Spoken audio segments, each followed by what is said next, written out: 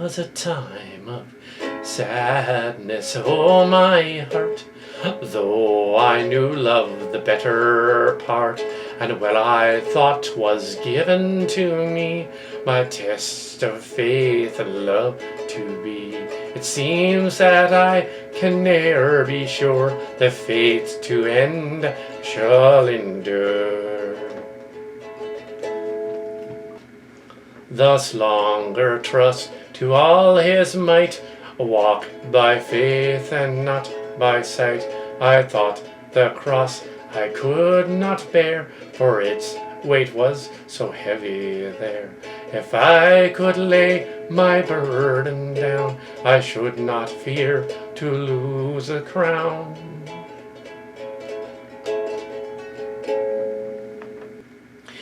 Evening shadows seem quiet to tell, and weary though my spirit fell, and then there came a heavenly light as to come my raptured sight. Angelic music filled the air as flighted deities tussled there.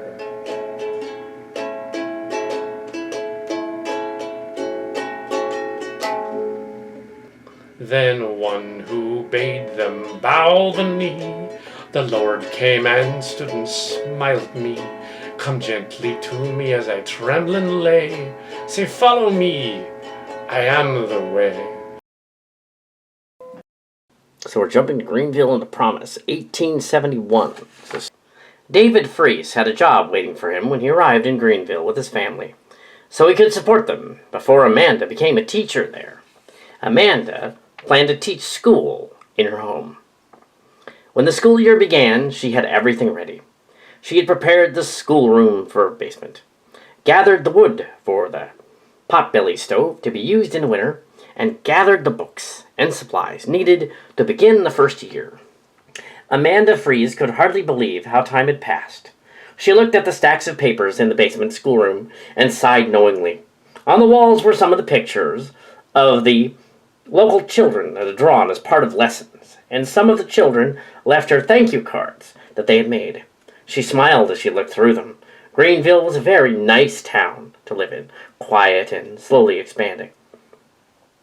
Folks in the community came to her recently at the end of term, telling her that she should teach at the schoolhouse in town. She told them that even at the stupendous wage of $1.25 a month, she wouldn't take it. She liked teaching in her home. David came down into the basement and smiled. I figured you might be down here, closing things up for the year. Yes, well, there's still much to be done. Old Widow Henderson keeps trying to convince me it would be easier to teach in the schoolhouse, but I told her they have a teacher and I like it here. Not quite like back home, though, David nodded. Took us a bit to get settled, and here we are. This is a bigger house with more room and everything. We are doing fine here. Some of us are, she thought. Amanda feared for her daughter, who turned 15 not long ago, and that she was sometimes very sick. Estelle wants to be a teacher, following in my footsteps. Isn't that nice? I just wish she'd get better so she could enjoy her plans. Amen, David Fries nodded, sadly. That pesky Og has been bothering her more and more lately. Amanda knew that her small class looked up to her as a role model, and that being a teacher meant hard work and perseverance, not to mention abounding patience. She recalled the children by name and knew they would be back in the fall term. The community loved and respected her from the first term 4 years earlier. And then Estelle has a conversation with her brother Clarence, who I'm presuming is a little younger. In her bedroom in the house was Estelle Fries, age 15, seated on the edge of her bed, writing down something with unswerving focus and attention. She completed the last page of this writing and dipped the pen back into the inkwell at her nightstand. She was a very proper girl who went to the town church every Sunday judiciously and loved to write until sundown and then by candlelight. A cough stifled her movement as she turned toward the door. She hadn't taken the climate of Greenville. In those days, the town was near the swampland that tended to be mosquito-infested, as sometimes folks got sick from the Og, which is a sickness mosquitoes spread to people. Estelle had contracted this disease just shy of her graduation from high school. So she has malaria. That's what they now call malaria. In the adjacent bedroom was Clarence Fries. He was 13 and healthy, and didn't mind Greenville that much. He smiled as he looked up into his small closet. At the top of the closet was his silk hat from his grandfather that he'd left. He still had it. In the years since coming to Greenville, he still hadn't met a native, or did suspect that any would show up at any time soon. Estelle peered into his room as he was admiring the hat box in the closet, and he turned and showed him. "What do you want, Estelle?" he asked, a little abruptly. "I've written something I want you to read," she replied. She walked into the room, but lost most of her strength getting to his bedside. She shivered and sat down on the bed. "It's a poem." Clarence liked his sister's poems. They were smart and always had good spelling. He took the parchment from her and carefully looked it over. Each line seemed to him quite lovely. It was lyrical, like a hymn, and it reminded him of the church hymn. "It is very beautiful, a hymn to God. I would like you to keep it always, to remember me after I'm gone." Clarence smiled and folded the pages carefully. Then he went into a drawer of his dresser and found a wooden box. He opened it and placed the poem inside. "Are you afraid to die?" "No, I am not. I know that I'm dying and will soon go to heaven. I was hoping to hand it to the class, but I got sick last week and didn't get around to it." "I will keep it always, Estelle." Estelle composed herself and tried to get back up, but she felt faint and could not. "I should get back to my room." "I will help you," Clarence replied, and he helped her back to her room. "I'll put the poem box with Grandpa's hat, and it will never leave my sight." "That's very mannerly of you. I think that someday you will be a mannerly gentleman and marry a beautiful girl." "I hadn't thought of that," Clarence balked. "Ha ha! You might someday, dear brother. I want you to name your daughter after me." I really haven't thought of that." "I know, but promise me you will." "Oh, I promise, I will." Just then, Amanda and David came down the hall, and Amanda shook her head. "You shouldn't be out of bed, sweetheart. Now you've come in here and rest. Your brother can visit with you." "Yes, Mommy, I wanted to tell him something." "I figured, but you're in no condition to be walking around on your own." Amanda took her in her arms and helped her back into the bedroom. The colors of fall painted the town the shades of bright orange, yellow, and red. The mosquitoes were still out, which was unusual for the fall months. The lakes and the swamps near the town were especially infested, all through the previous year, and there wasn't much anybody could do about it. Estelle managed to survive for another year, but then it was fall, and she could still tell that her diploma paper and her certificates of graduation was displayed on the dresser when she could see them. Her mother was the only teacher she ever knew, and her graduation day had been celebrated in a sick bed, but she didn't. Her health was very poor, but she insisted on keeping up with her studies. Now that she had her diploma, she insisted on teaching in the fall. Amanda, her loving mother, was by her bedside that afternoon tending to her. The town didn't have a doctor back then, so it was up to her to tend to her. "I know how much you want to teach like I do, sweetheart. I'm very proud of you." Estelle smiled, her waxen face covered in sweat. She looked happy. Her mother was with her, despite the sickness. Between horrible coughing, she had moments of relief. During one such moment, she nodded. "I'm happy to be here another year, Mother. That's all I can hope for." "I love you, my precious Estelle." Then she kissed her daughter's forehead.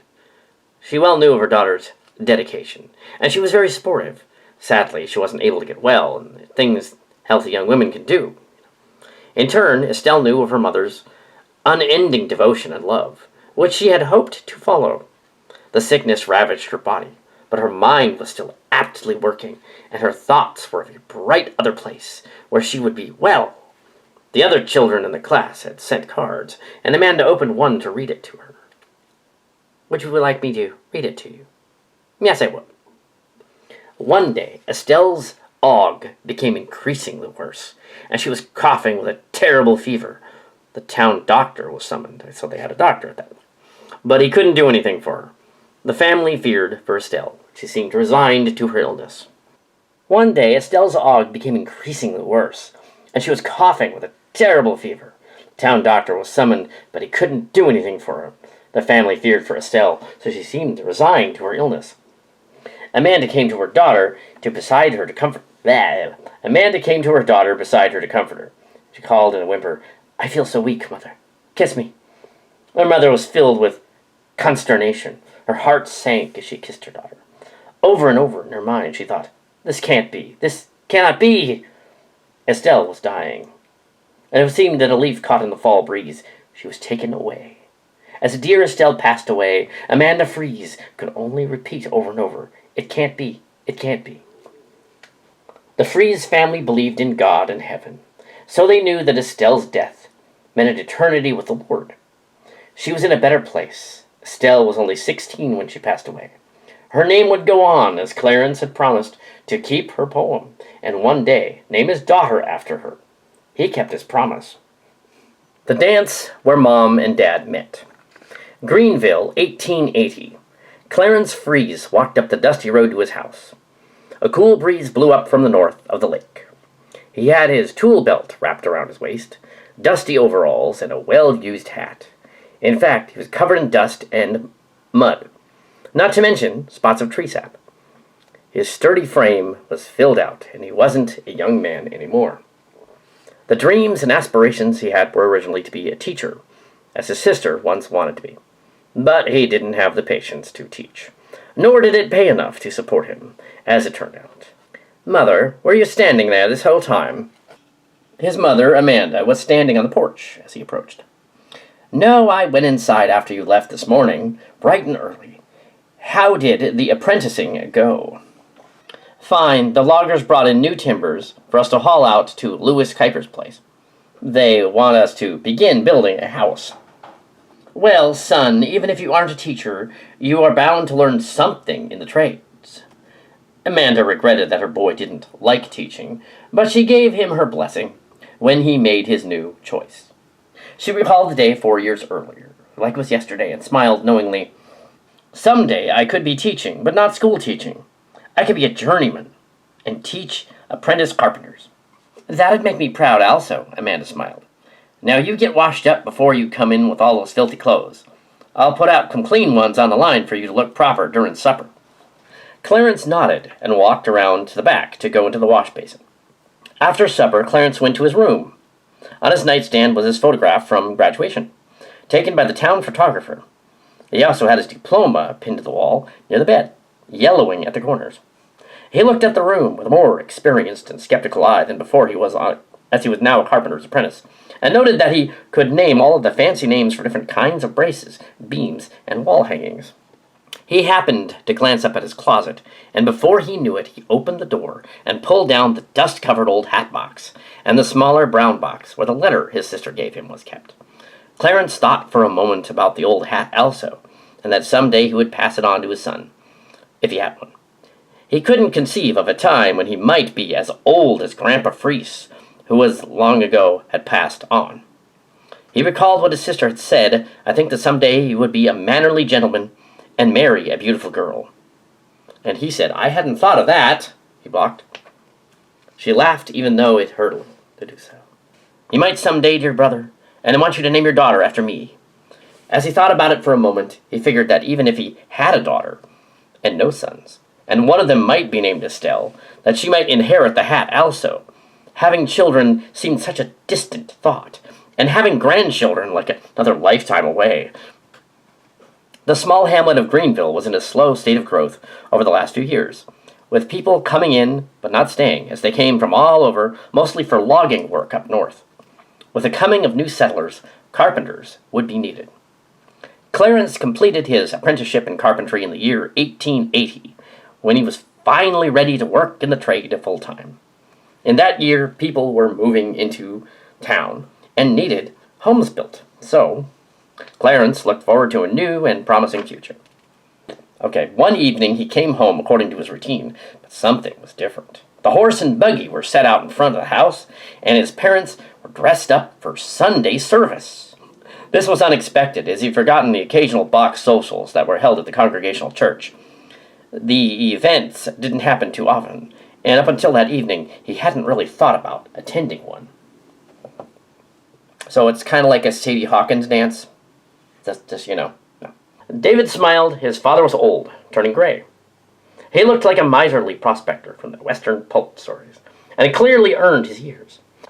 Amanda looked stately, climbing up in years alongside her husband. She dressed in a fashionable outfit, even when it wasn't a special occasion, so she was a respectable lady. Clarence wondered why his parents were dressed up more than usual. "I know you two are up to something, so what is it?" Amanda smiled to her son and told him, "Tonight we are going to go to the box social, and would like for you to attend with us. Who knows, maybe you might meet some pretty lady and share supper with her. What do you say?" At first, Clarence was reluctant. After all, his mother was asking him to go out of his way and do something different that night. "Well, Mother, I have work to do, but since it's you, I'll go," he replied, and he was a little shy. The family piled into the wagon. With a crack of David's horsewhip, the horse responded, and the buggy began to move. The cool evening air was humid, and the smells of nearby trees and lakes filled the senses. It was spring, so flowers along the road were in bloom, and insects buzzed overhead. The Congregational Church was a short distance down the dirt road, and the townspeople were gathered for the social event already, as the buggy arrived. The family parked the buggy and hitched up the horse to the hitching post. Then they walked into the candlelit narthex. Many people from town were talking and milling about. The box social was a nice way for men to meet women. Each lady would make a pretty wrapped box, as fine as she could make, with a bow on it. It was usually made from a shoebox. Inside the box, she would put a small meal. Then she would have the box put up for auction, and the men would pick the box, would get a meal, and the company of a lady for the evening. Clarence didn't have any special person in mind, so he didn't try to guess which box belonged to whom and which girl. Instead, he concentrated on two things: which box took his fancy, and more importantly, which box might come at his price limit of 75 cents. He found out early in the bidding that 75 cents was the average price. Twice he was outbid. One time a box went for the sky-high price of $1.50. Nothing on earth would have induced him to spend that much of his hard-earned money on supper. Also, he was starting to have misgivings about the whole process. What if a fussy older woman, auctioned the box he had bid on, rather than someone closer to his age? Not that he could recall hearing about that ever happening. He asked his mother about the girls preparing the boxes, and she told him that they were single and eligible. But she neglected to tell him how old. He certainly didn't want to be the first fellow in that predicament. Maybe the girl would be shy and really boring to talk with, or perhaps she might be the reverse and scare him to death. He was beginning to wish he had never come. It was just that as at the very moment he won the bid on a beautiful blue box with a darker blue tie on it. The box had sparkling little spots on it also. All the men lined up with their purchases to be picked out by the ladies. Clarence noticed that there were some men and some women younger than he was, and some older, but nobody was really very old to this young man. Old was anyone his parents' age. Nobody in the auction appeared to be over 30. The girls claimed that their boxes and their companions for the evening.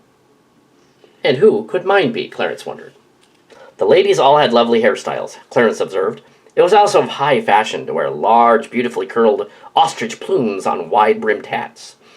Dresses were beautifully draped and ruffled, and it often took 20 to 25 yards of material to make one. The material was something. Heavy silk that would stand up alone when broidered in rich velvets. It was elegant. No wardrobe was complete without velvet, plumed hats, or silk. All the ladies carried fans, and some of them were very expensive. Clarence paid attention to what the girls were wearing, but not what the men were dressed as. His Sunday clothes were not elegant or stylish, but they served their purpose. His sense of style was simple, and he didn't really know a lot about it. He was quite upset about who might be his girl for the night, but suddenly the prettiest girl he had ever seen approached. She looked very elegant in a red silk dress, all trimmed with lace, although he knew little about fashion for the opposite sex. He sensed that the girl was dressed in the height of style. He was ashamed and quite startled when she spoke to him. In fact, she had to ask him twice. "My name is Lucinda Smith. What is yours, please?" He paused, breathless and unable to remember his own name. He introduced himself with a stammer in his voice he'd never recalled he had before. "Clarence Fries?" So that was when Clarence Fries met Lucinda Smith for the first time. Clarence began to learn a little about his new friend, Lucinda, each Sunday. He was beginning to suspect she liked him a little. "Hello, Lucinda. Fine night, isn't it?" Lucinda had a girlfriend named Ada, who looked somewhat like her in height and coloring. I'm assuming, like, pale, "I'm Ida." Ida smiled. She was always assuming gentlemen were talking to her, not Lucinda, and she had to address them directly. Lucinda turned at the moment, catching her friend under the arm. "Now, Ida, quit confusing the boy." "Ah, but the look on his face," she giggled. "I wasn't all that confused," Clarence smiled, a wry and mischievous grin. "Shall I escort you into the service hall?" "Yes, sir." And Ida took the other arm. They went inside, as Clarence thought ladies sure like to make courting difficult for a gentleman, with all their coyness. The ladies, Lucinda and Ida, were together always. As Clarence wanted to be with Lucinda for the evening to talk, he had to include Ida. Now, in those days, everyone was a lady or a gentleman, so when they met, they were proper and mannerly, as was the custom. Lucinda was 17, as was Ida. Their mothers said they were alike as two peas in a pod. One Sunday evening after church services, sometime later, Clarence asked his usual question. Clarence was growing tired of having to include Ida in their talks, and he didn't at all first know how to subtly explain it to her. "Could I escort you and your girlfriend to Lucinda?" "Could I escort you and your girlfriend home, Lucinda?" "That would be fine," she replied. The evening seemed perfectly normal to him. Clarence thought and thought about what he might talk to Lucinda about the matter. Ida appeared at the church vestibule and smiled. "Would you be taking me home first?" She lived farther away than Lucinda, so he usually escorted her home and then went back for Lucinda. "I'll be right here when you get back," said Lucinda. Clarence walked Ida home without a word, and then returned to the church, where he found Lucinda still standing near the vestibule. Lucinda's pretty dark eyes danced in the lamplight around the building. "You wanted to talk to me?" "Yes. I know that we've been spending a lot of time walking together, and I've made a decision. I want to walk just with you as you escort me from now on. I know Ida's your friend and all, but I don't want to have two ladies to escort." "Well, of course, cowpoke's doing the narration. That makes perfect sense. Yee-hoo!" But yes, Lucinda was a little surprised, but she composed herself. "I understand. What do you think, Lucinda?" "That's fine with me, Clarence." She put her arm in his arm. "Shall we go?" She knew Ida would understand also. Truth be told, she was hoping to spend time with him. Oh my. A gift from grandfather.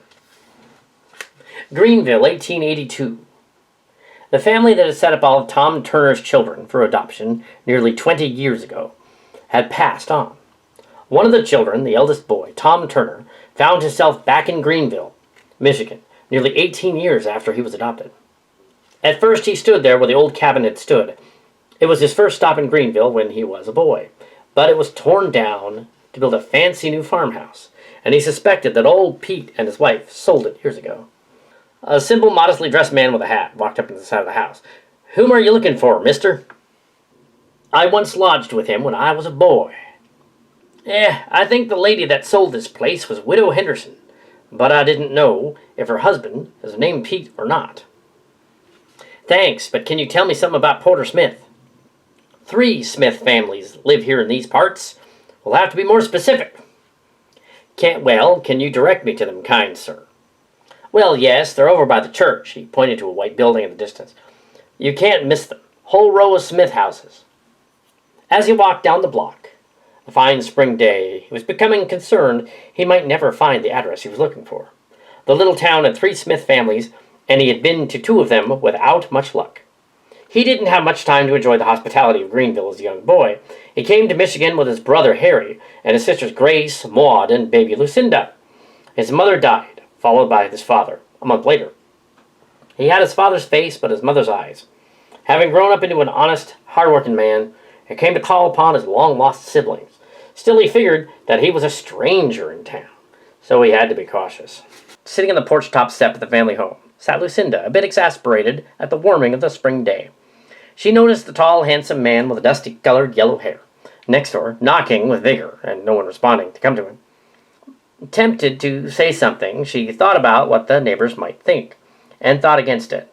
She happened to know what the neighbors that he was trying to get a hold of to notice him were out. Other neighbors might be walking around about to notice, and she thought, with a hint of nervousness, she was engaged to marry, and in those days a woman engaged to marry did not talk to strangers. It would be considered forward to say anything to the man, she thought. She knew the people in town, and did not think it right for a man a little older than her to be walking around knocking on doors. Besides, he was getting closer to her house. And the young man, tired of knocking, stood for a moment. Then he pulled out a piece of paper from his pocket and looked at it carefully. Before Lucinda could make a hasty retreat, the young man approached her and very politely inquired of her, "Miss?"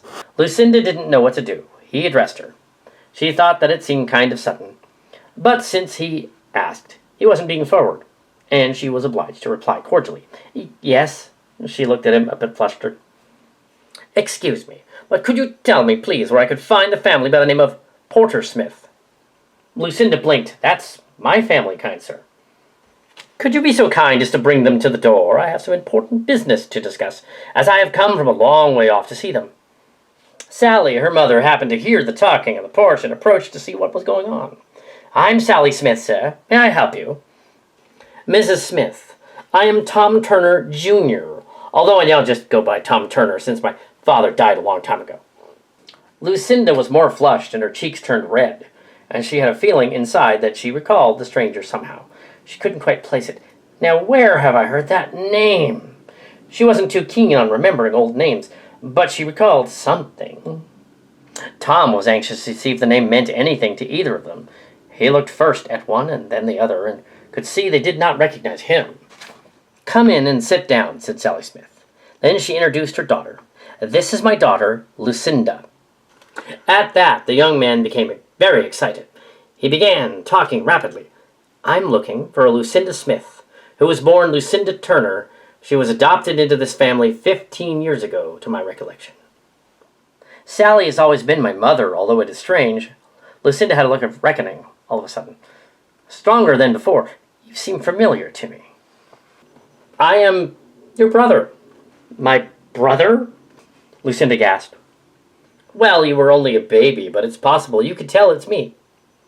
Lucinda gasped. "I didn't even know I had a brother." Sally realized there was a familiarity in him that she didn't see before. "Why, you are Tom Turner's son. He's the man who died so many years ago, and we took in his youngest." She looked at Lucinda. "You, dear." Lucinda looked a little startled and said, "Are you sure about this, Mother?" Sally nodded. "I'm becoming more sure by the moment. Tell me, Tom, what brings you here?" "Tom Turner, my father, left an estate with a substantial bit of money you're entitled to. He's been gone for 18 years now. He explained that the money had been put in a trust until the youngest child reached 18 years of age, and since Lucinda was recently 18, she was entitled to her share. The money was to be divided among the 5 children, and each would get $200. That was a lot of money in 1882. You see, Lucinda, we all get the money only when all of us 5 are accounted for, and you were the last one. I searched everywhere." Lucinda's eyes widened. "I have other brothers and sisters?" "Yes, you have another brother and 2 sisters." It was the first time Lucinda had heard of such a thing, and it became quite a shock. She could hardly believe what she was hearing. Lucinda and her family were so excited that they weren't listening to Tom anymore. "It is true, and in addition, you have $200, Tom Turner stated at last. Lucinda began to be overcome and said, "I can't believe it. $200. Sally nodded with approval. "You must stay for supper with us tonight, Mr. Turner." "I would be honored, Mr. Smith," Tom replied. "That is supper," he told them. more of the details and repeated that he was the eldest brother and that the money would be distributed among the siblings. Lucinda discovered that she had a family she didn't even know about, and he had parents from long ago, which she had gathered from what her mother told her. Old man Porter Smith, who was the town pastor, was in his later years, but it was said that he would never really retire. He greeted Tom as he walked into the room with a warm smile. "You don't look much like Lucinda, but I suspect you do look like your father more." "Lucinda looks a little bit like our mother. I remember what she looked like. She had these beautiful dark eyes." "You must have been very young when your parents passed on," Porter nodded. "I was just barely 10, sir." Porter smiled before he put out his Bible, which he carried around all the time. "While dinner's being prepared, tell me about yourself and the others." Lucinda hurried to the kitchen nervously. "I'm a farmer. Harry, my brother, is a minister, and Grace lives on a farm. Maud also lives on a farm. They live all around the state." "Well, it's a fine thing you have a minister for a brother," Porter nodded. "Farming is fine, too. It's a noble profession. However, ministering interests me because, after all, I'm the minister." "How long, may I ask, sir?" "Over 20 years I've been the head pastor and minister at the local Congregational church." "Why, I bet my congregation $5 if they could read the Bible cover to cover in a year." "That's a lot of money." "Nobody's ever claimed it." During the meal, Tom explained what he was raised. "I was taken in by a young farm couple that brought me up. I worked hard for them all of my life, and at the age of 21, Pa gave me a new suit of store clothes, $25, and released me of my obligations." He explained that he had a very good job and was hoping to have a very fine future. One day he wanted to be married and have a family of his own. On his way out, Tom mentioned that he planned to get married, now that he had his inheritance. He turned to his sister. "I don't suppose that money means that much to you."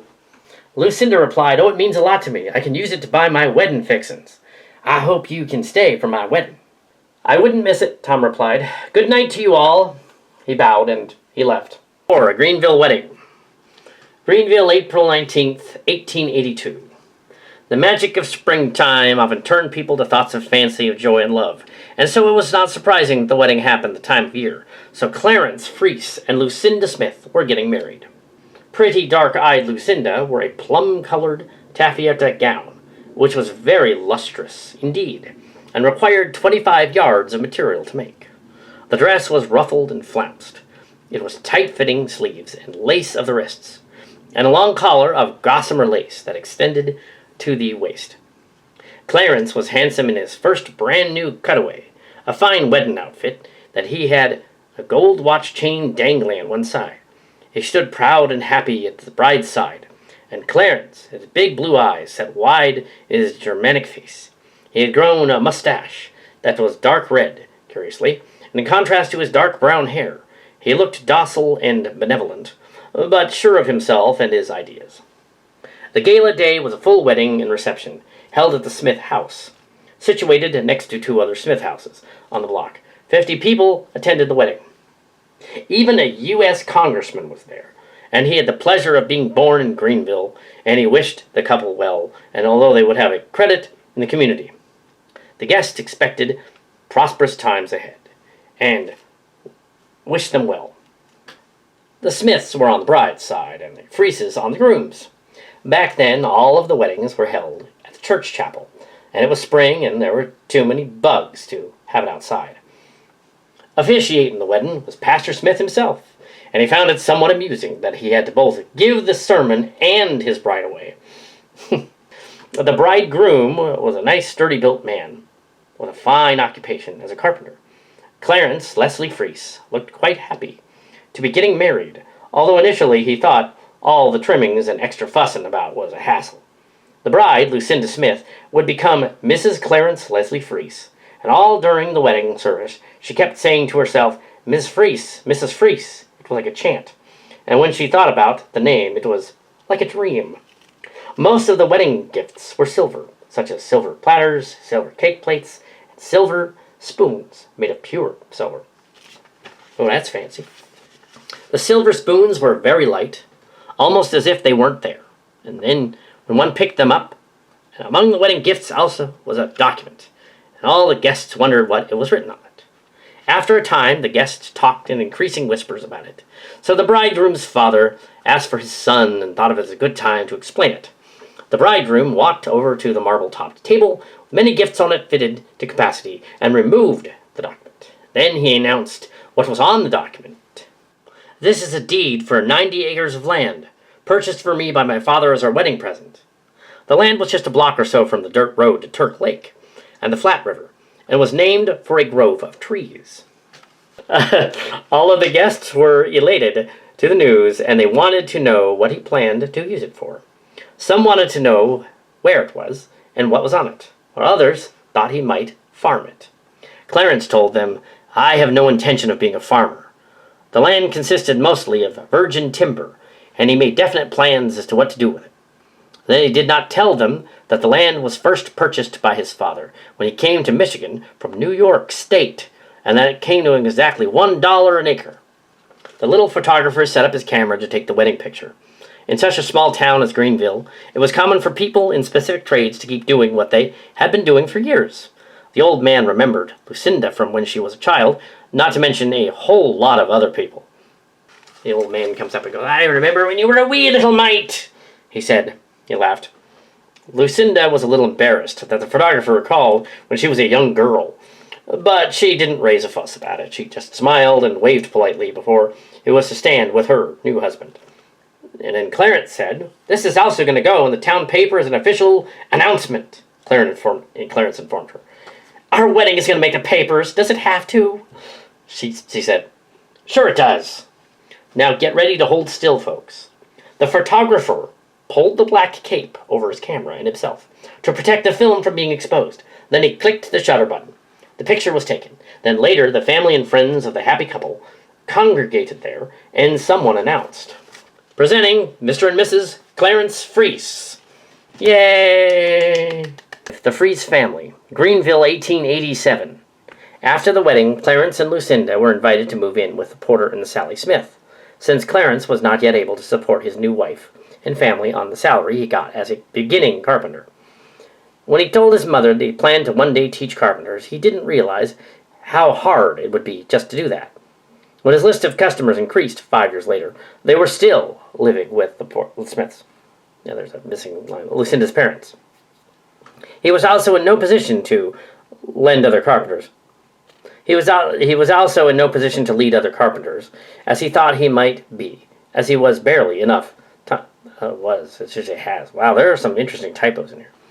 He was also in no position to lead other carpenters, as he thought that he might be, and he was barely had enough time for his own duties. Springtime was again upon the sleepy little town of Greenville, and the blossoms of the season were everywhere. And the colors of the season seemed to be timeless, for every year the blossoms returned. The beautiful colors, even the emptiest places, seemed full of life.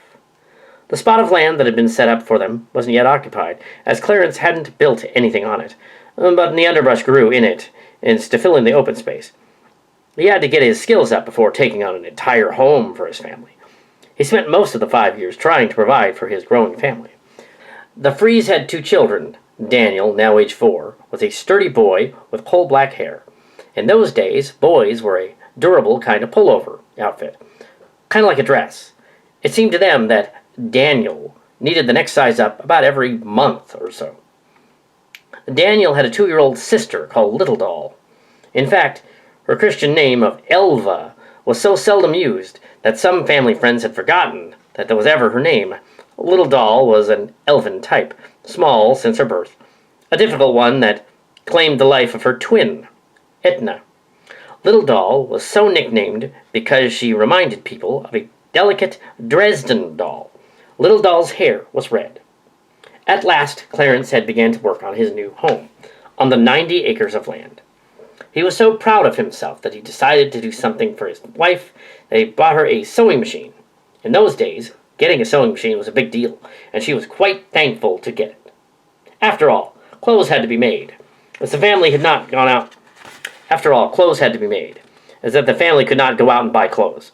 Only the rich could buy clothes, and they were certainly not rich. Lucinda found that she loved to sew and reveled in making clothes for the family. She was sewing at her beloved machine one afternoon when her concentration was interrupted by a knock at the front door. She stopped with the machine and peeked through the silk curtains of the window and provided a view of the front porch. 3 people stood there, one of them looking vaguely familiar, but she was sure that she had never met before or seen the one. 3 people stood there, one of them looking vaguely familiar, but she was sure that she had never before seen the one astute gentleman, the rather primly dressed young lady, at his side.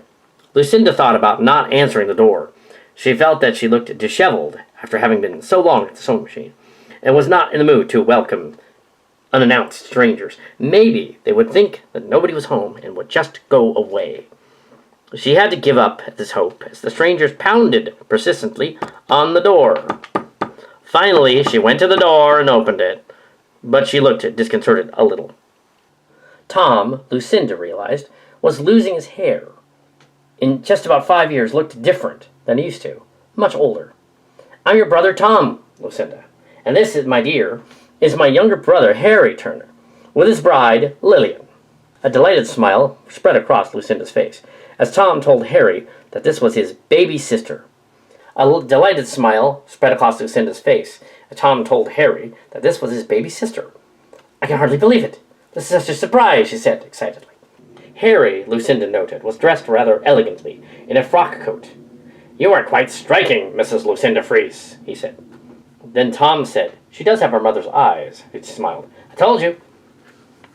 Lillian Turner was lovely looking. His wife was attired in the fashion of the day, a dress with a basque waist and a dramatic skirt with huge flounces. "I'm Lillian Turner, Harry's wife." Lillian Turner was lovely looking. His wife was attired in the fashion of the day, a dress with a basque waist and a dramatic skirt with huge flounce. "I'm Lillian Turner, Harry's wife."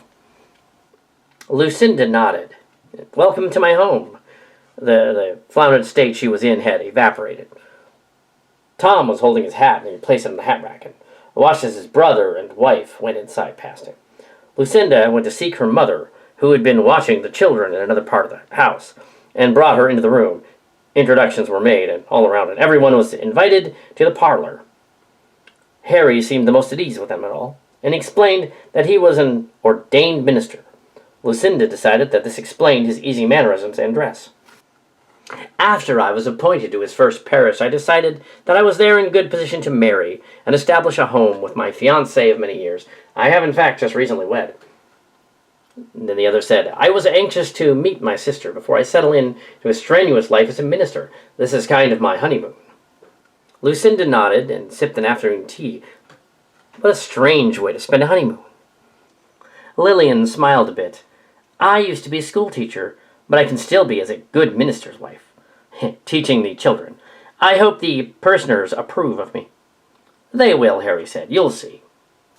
When Clarence came home that evening, he was surprised and pleased to meet his new relatives.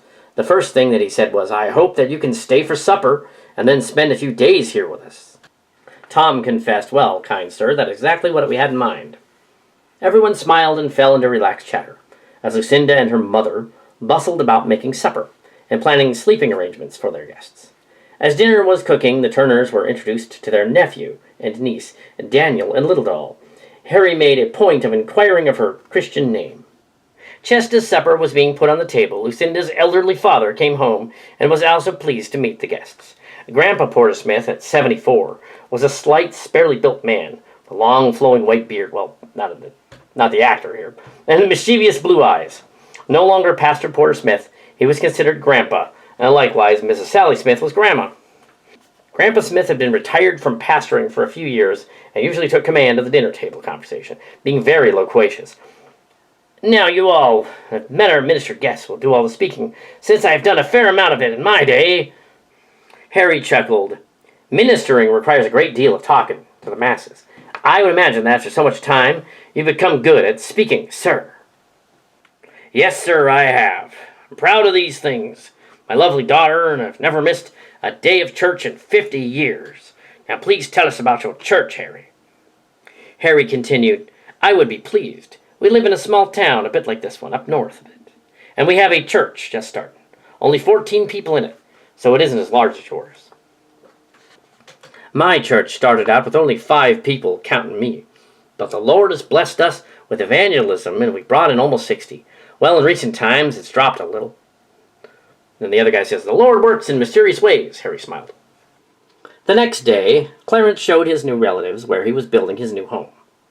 He stood before them as they stood around the gathering to cut timbers, and the foundation was taking shape, but the building wasn't started yet. "I've drawn up the blueprints myself. I'm going to complete the house over the next several years, where I can spare the time and the money." Harry nodded. "This should be a nice house once it's built." Clarence went on to explain how the house was going to look and where the rooms would be once it was completed. He was going on for some time, and guests were running out of complacency. Porter walked up to him and smiled. "All the building talk aside, son, I think it's time we go to the photographer and get a family portrait." "Yes, we're going to be late," Tom noted, looking at his pocket watch. They had planned to get a picture taken that day, and Clarence loved to talk, and during all hours. Finally he stopped, and it seemed for a moment that it was silent.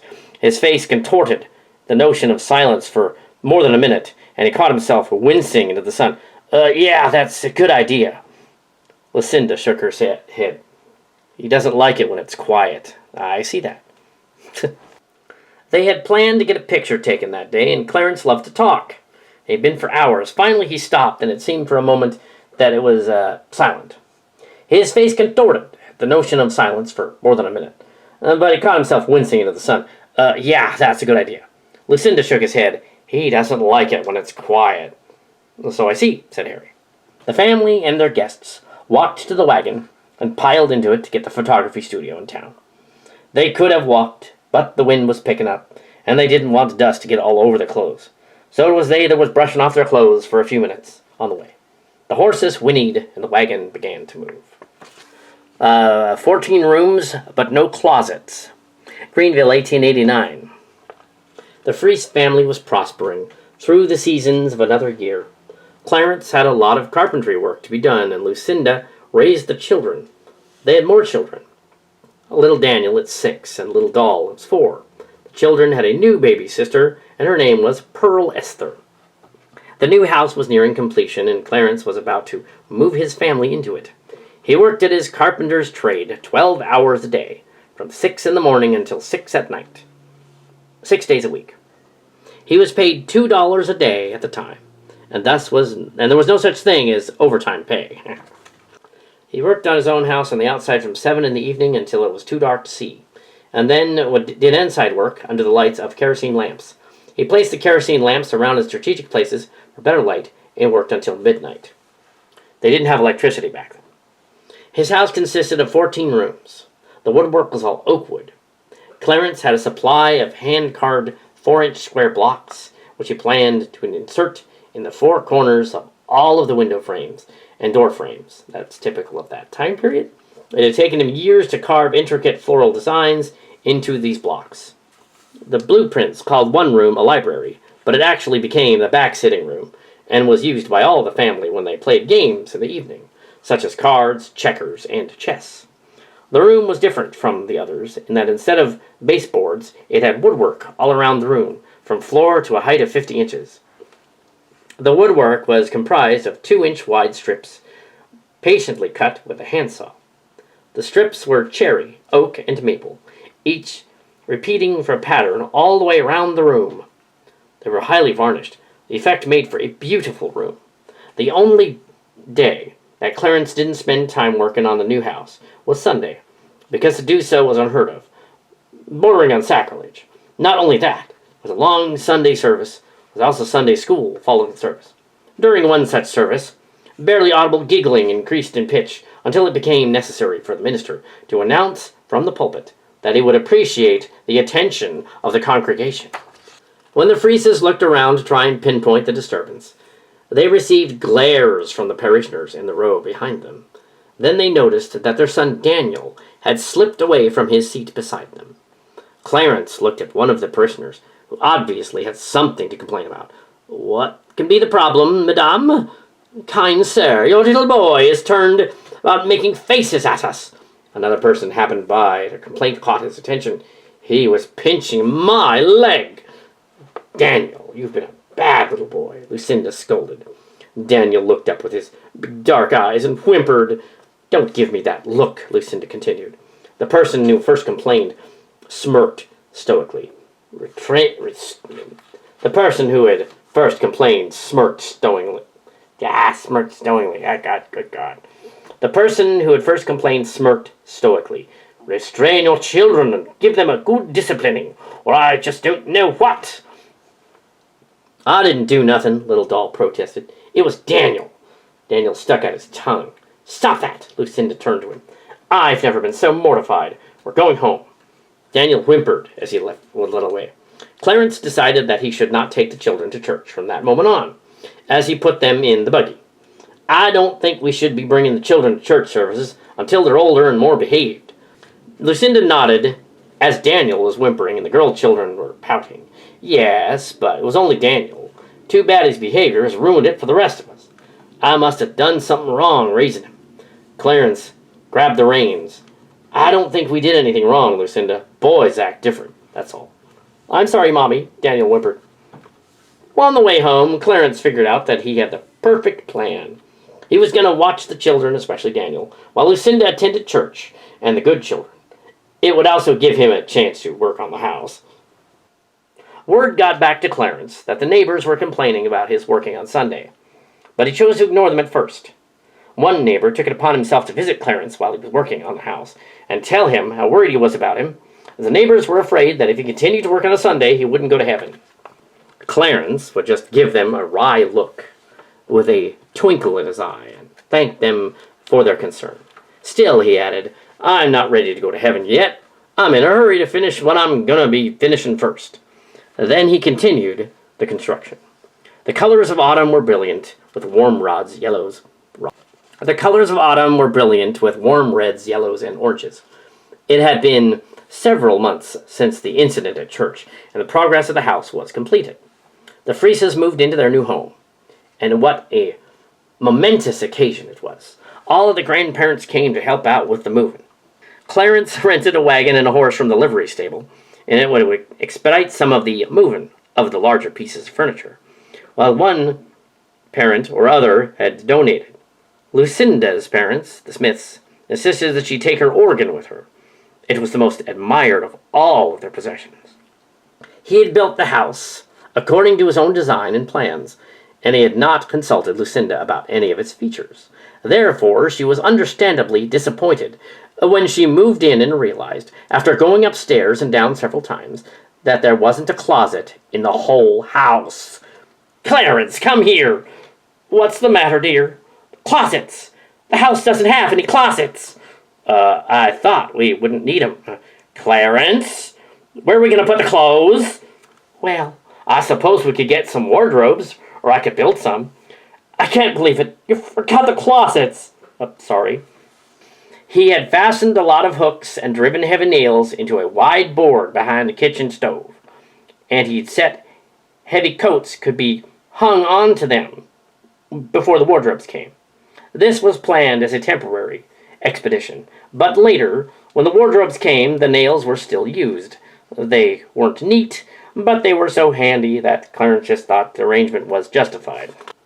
Since the house was so large, the Fries had very little furniture to put in it at first. But this didn't worry Clarence in the least. He said in good time that things that they needed could be added by degree, and he planned to make a lot of the furniture himself, and so he had time to do so.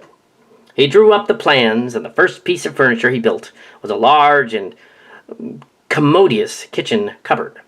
This was his own idea of what a cupboard should be, and as usual, he did not consult with anyone about it. Since he had built 10-foot ceilings, he wanted the cupboard to be 8 feet wide and 8 feet high.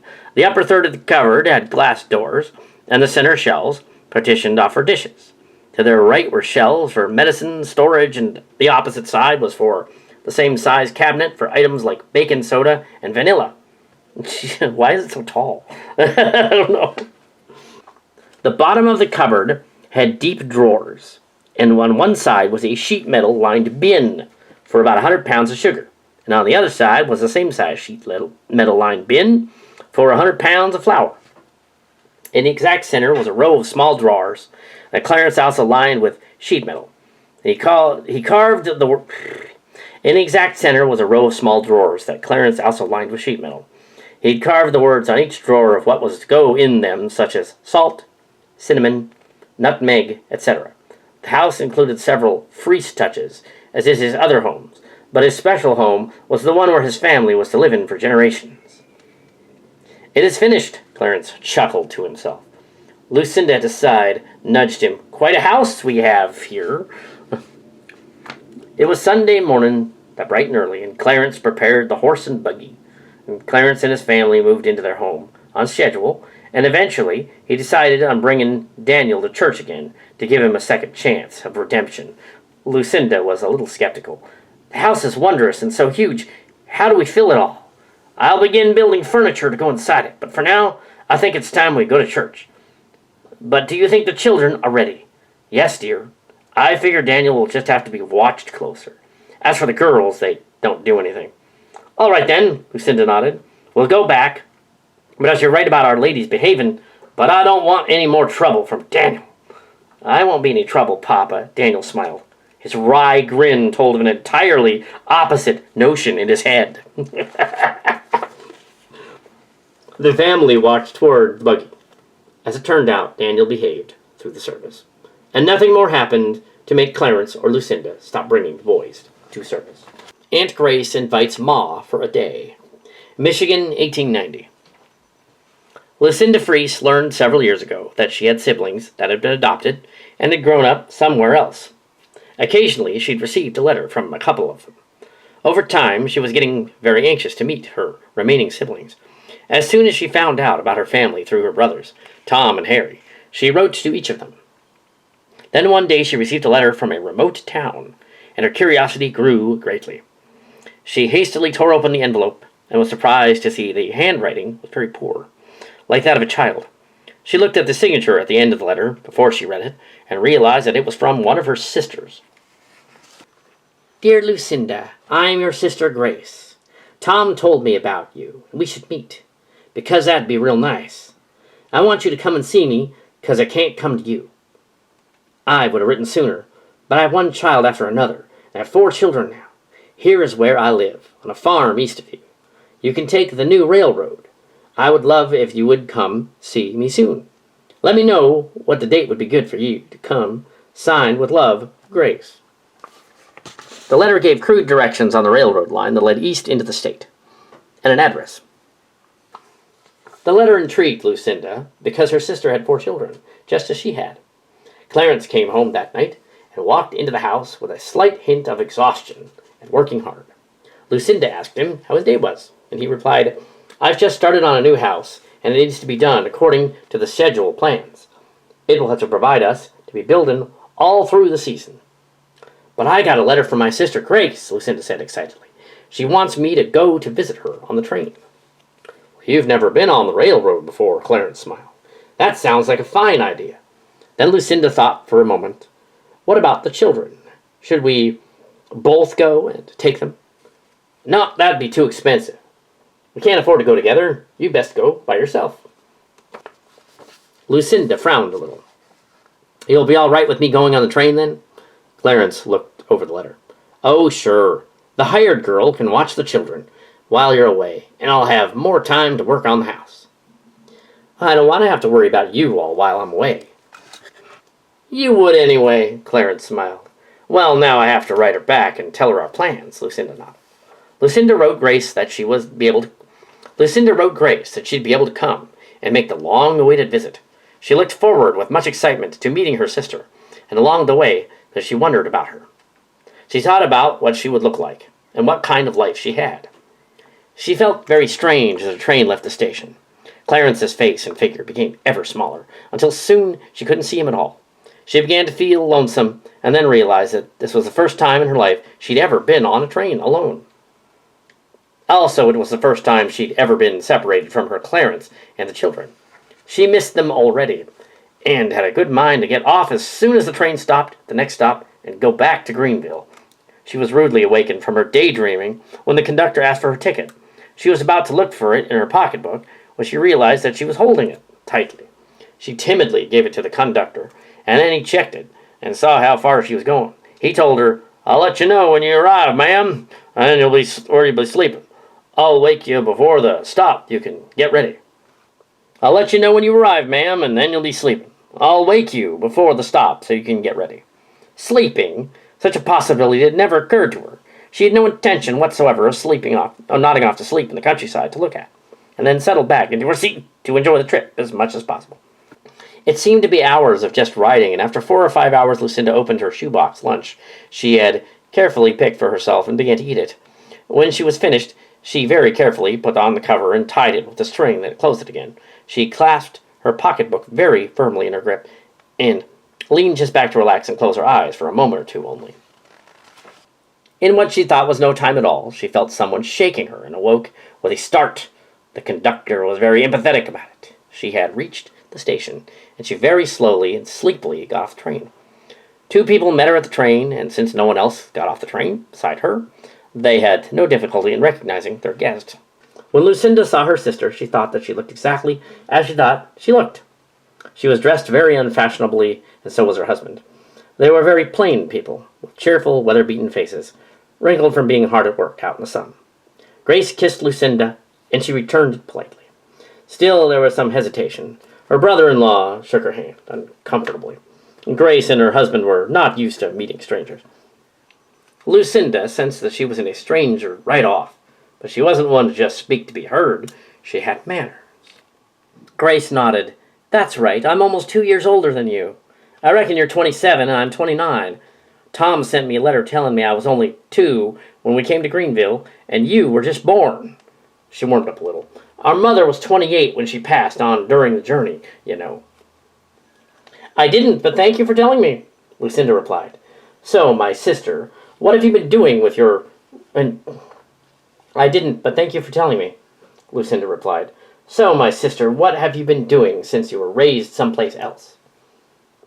"Not much to tell, Lucinda. I'm a farmer's wife. Have been since I left the Gleasons forever, about 16 years ago." Lucinda didn't know, but she was the age her birth mother was when she passed away.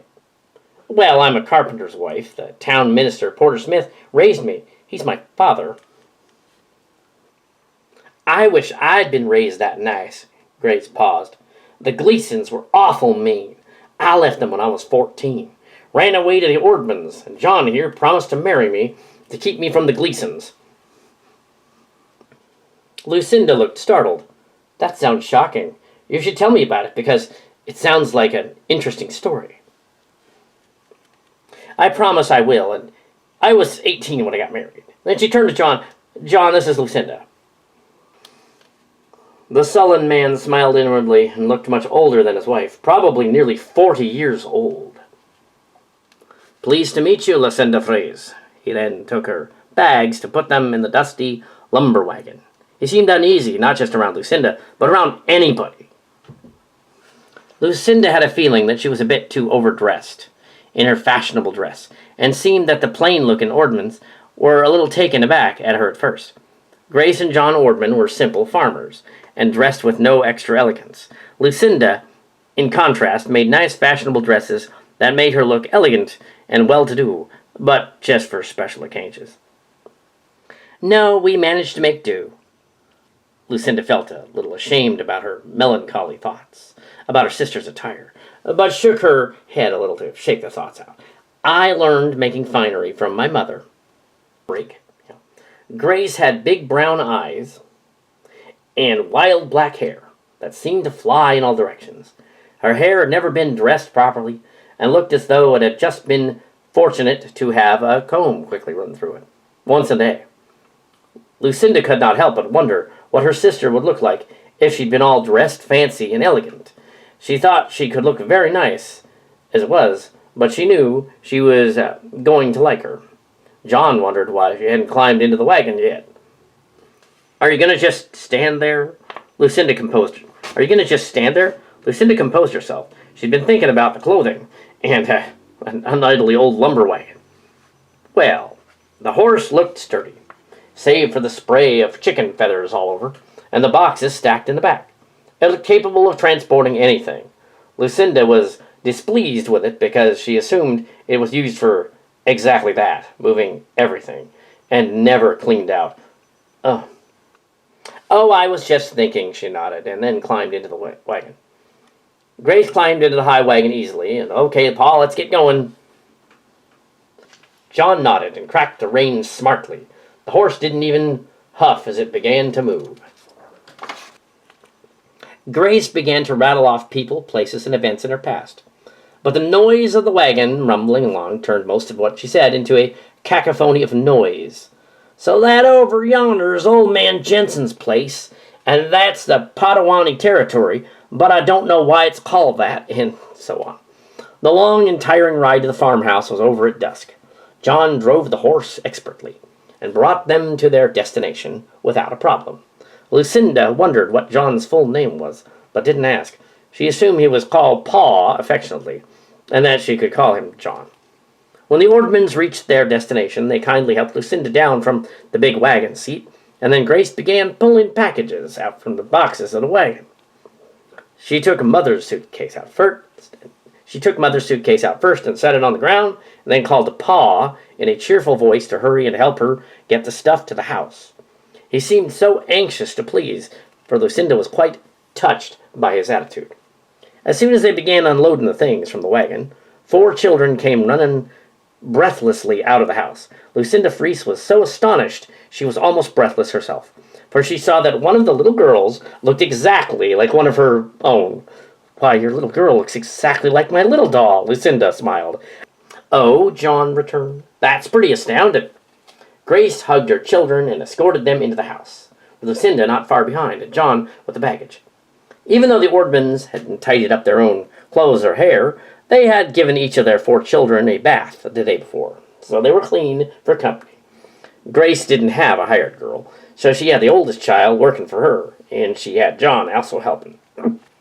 It was obvious to Lucinda that the children were accustomed to taking care of themselves, because as the children talked, they did chores to prepare for supper, including setting the table, dusting, and making sure things were picked up and tidy.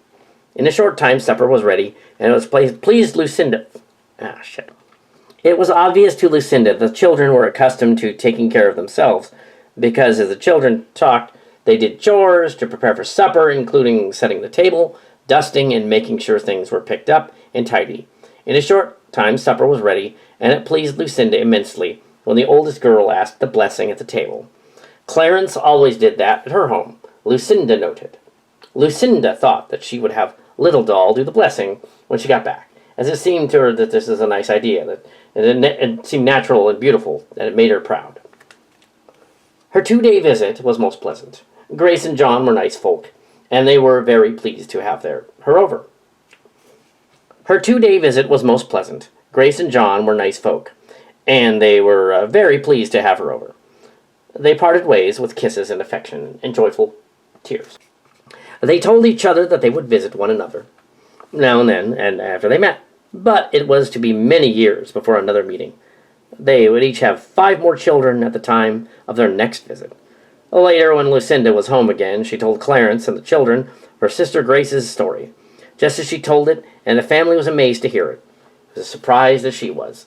And when he heard the unusual personal history of the little orphan girl, who, like the storybooks, lived happily ever after, she admitted that she had never met a more cheerful or loving person than Grace Ordeman.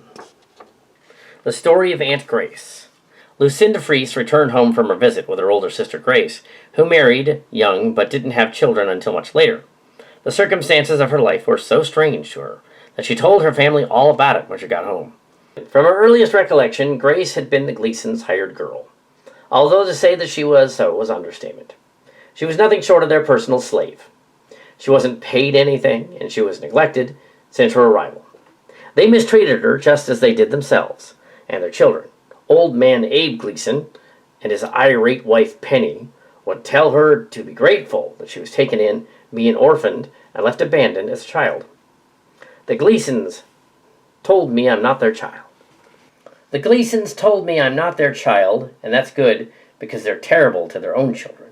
And she thought it was just as well, since they mistreated their babies also. One of the jobs she has to do was a daily washing, which for some girls in those days was a normal chore, but not at 9 years old. However, in her case, She was told to do washing for everyone, even guests, and to do it over, Penny Gleason decided it wasn't good enough. She was told to stand upon a rickety chair to get to the huge washtub, which was too tall, and the bar of laundry soap was always slipping down into the scalding hot water. She would have to retrieve the soap each time. She had at times huge baskets of clothing piled up too high to be done by one person, and not once did Abe or Penny tell her it was satisfactory. Grace wondered why at times she didn't go to school at all, because the Gleasons said so. She didn't understand why they sought to make her do endless scrubbing, cleaning, washing dishes, washing clothes, and gardening. Her only respite was to know she didn't like living there. Her slovenly and lazy keepers demanded she call them her folks, even though she wasn't theirs, when company was present. They whiled away their time, mostly then yelling at her, and telling her what to do, and how to do it.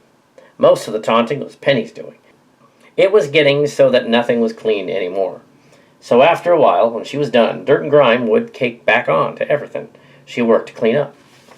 Every year, Penny Gleason bore a baby. Grace thought every successive baby more ugly than the previous ones, and she hated all of them. Her bitterness was mostly held inside, as any protest would have been with punishment. The whole family was always dirty, so was everything else in the house. The house had no screens, so flies were so numerous, and covered the walls and the furniture and occupants. The latest and homeliest baby yet was sitting on the floor, trying to chew on a big piece of bacon rind. Penny said it was supposed to be good for her to cut her teeth on. She had grease all over her face and hands and clothes, and the flies were eating the rind with much success, as was the baby. As the black pests began to cover her, she started crying loudly, but her own mother was out for ignoring her. Grace was growing taller, and with each passing moment more impatient, longing for freedom. She could stand up to the washtub without a stool. She thought of the endless days she had done the same thing, over and over. The sink was always piled high with dirty dishes that had to be washed and dried and put away as soon as the washing was done.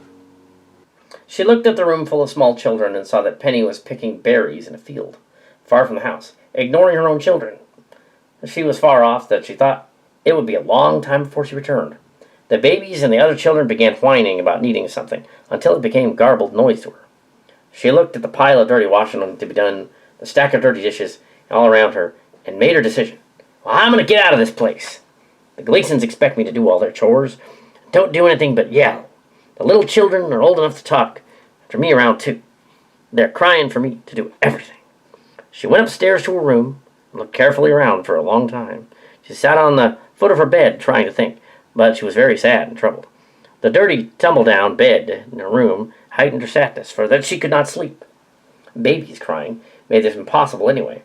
Her battered dresser had a cracked mirror, which distorted her face, and it was dirty. The whole room was a mess.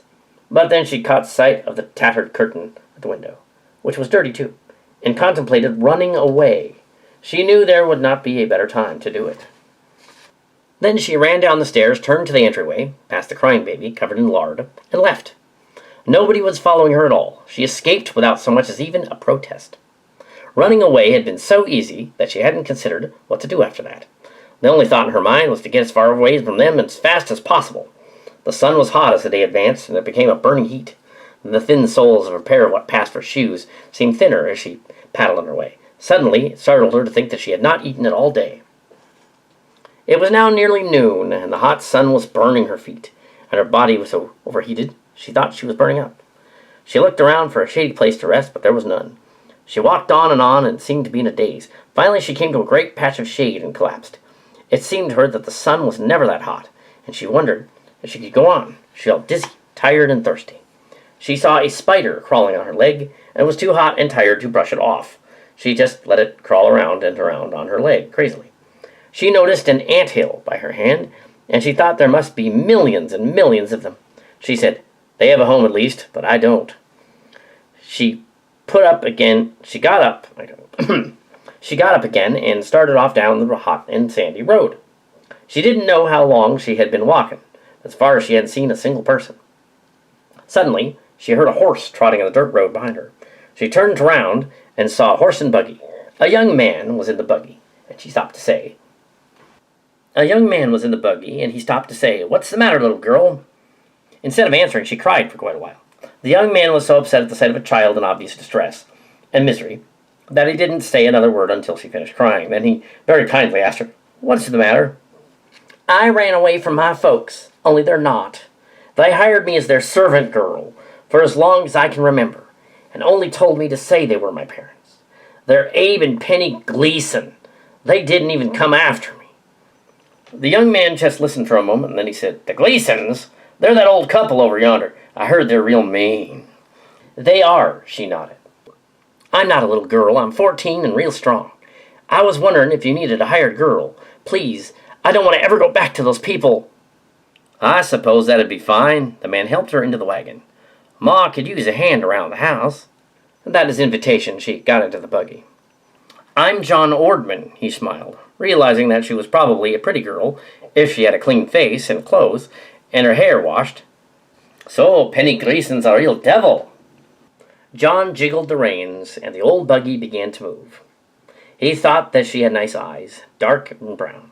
It didn't bother him that she was running from those mean folk, and he thought it was a good idea. Grace was delightful, Grace was delighted with her companion, and therefore either of them realized it. The horse had turned in a side road. The blazing sun made her sweat terribly. As soon as she knew it, she was standing on the dusty earth before a small yellow farmhouse. John gruffly slapped down the reins and got out of the buggy. Then he tied the horses to the hitching post.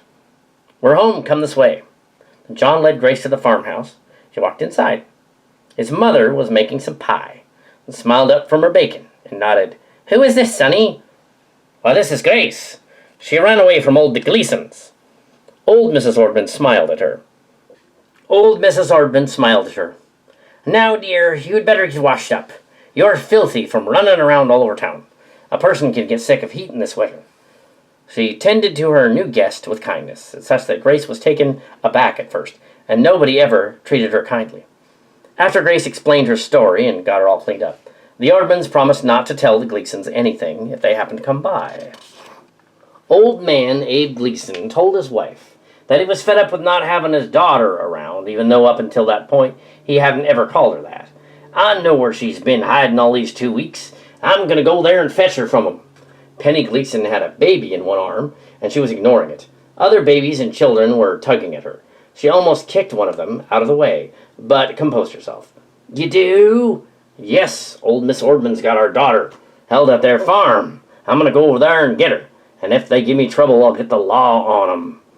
Penny nodded. "You go right ahead, Pop." Penny nodded. "You go right ahead, Pa. I'll be back with her by sundown." "Yes, sir, I'll go fetch her right away."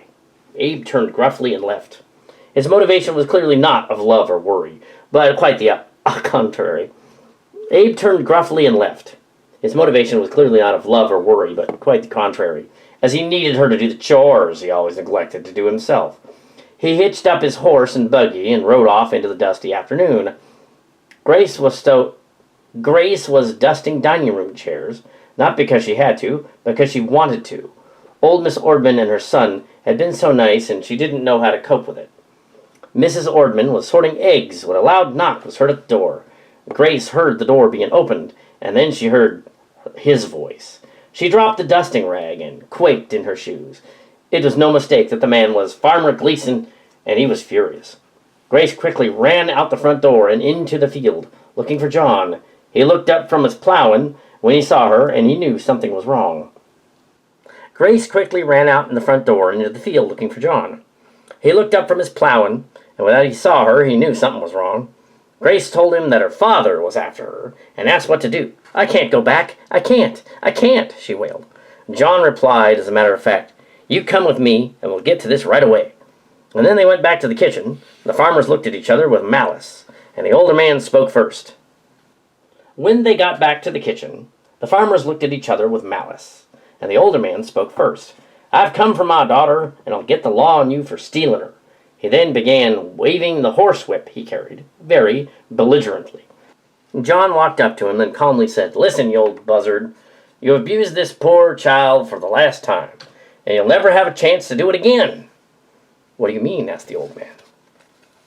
Then the young farmer looked at him straight in the eye and replied, "I mean that I'm going to marry her," he said.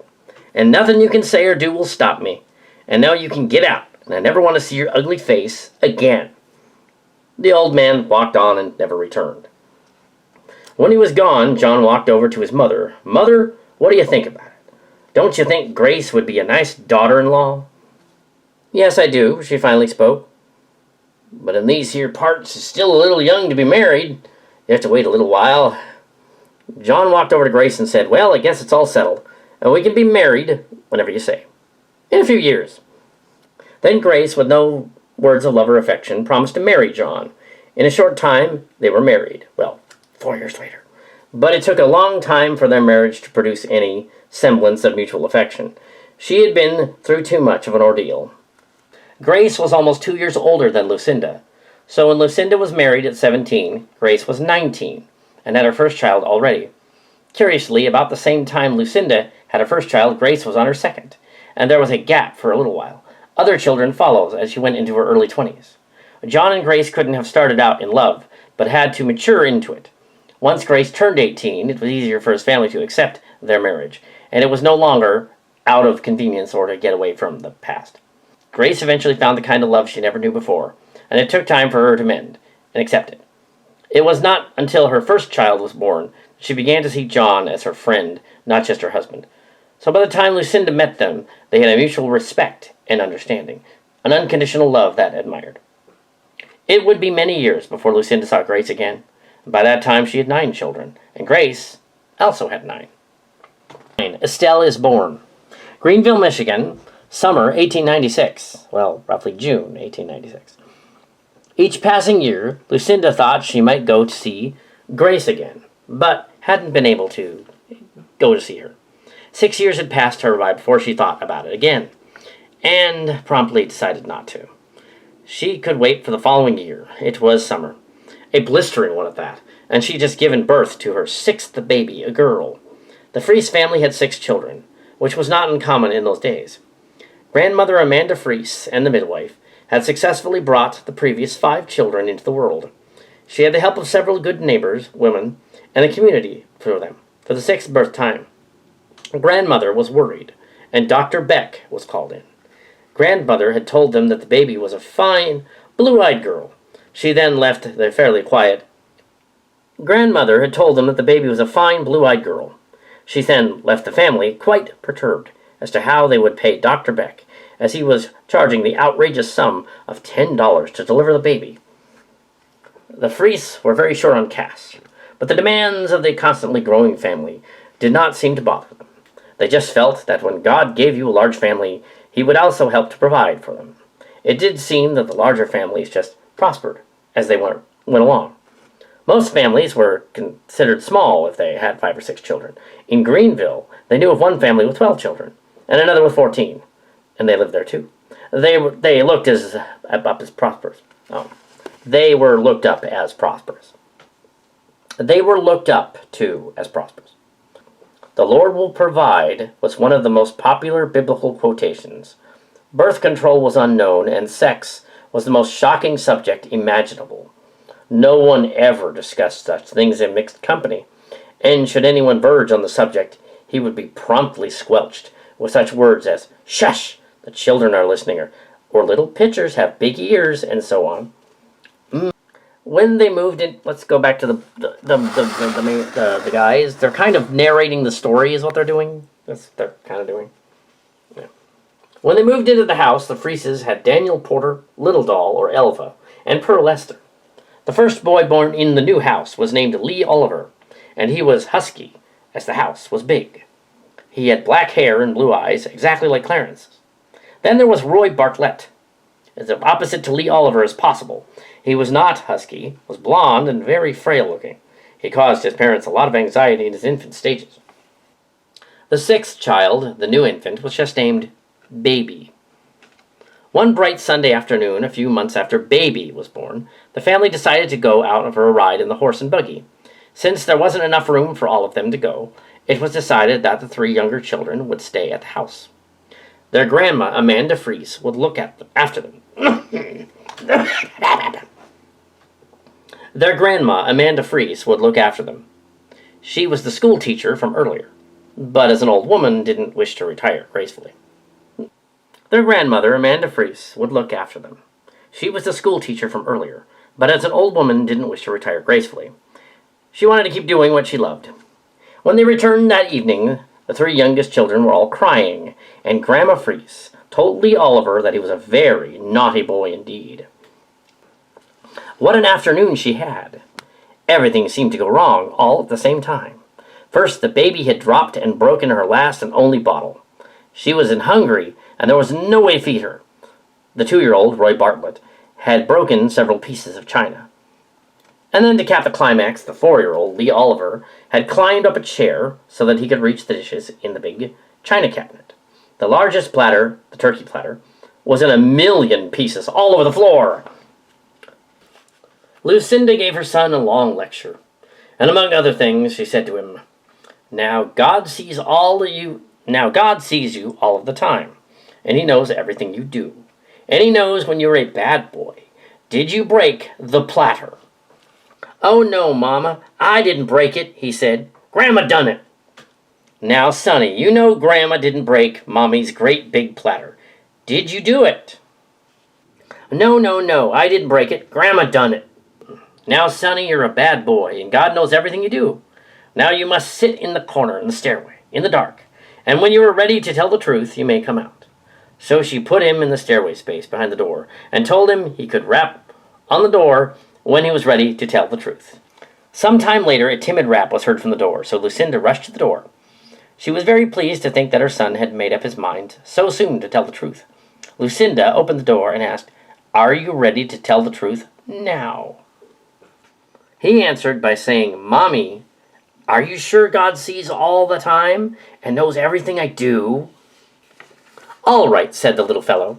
"If God sees me, I done it. But if he didn't see me, then Grandma done it." When the blue-eyed baby girl was born, Clarence decided to name her after someone very special. He thought about it a long time, but never mentioned it to Lucinda until the time came when they felt a name should be chosen. Permanent. They had been calling her just Baby for quite a while now, and Dr. Beck had been urging them for the Christian name so that he could have the births officially recorded.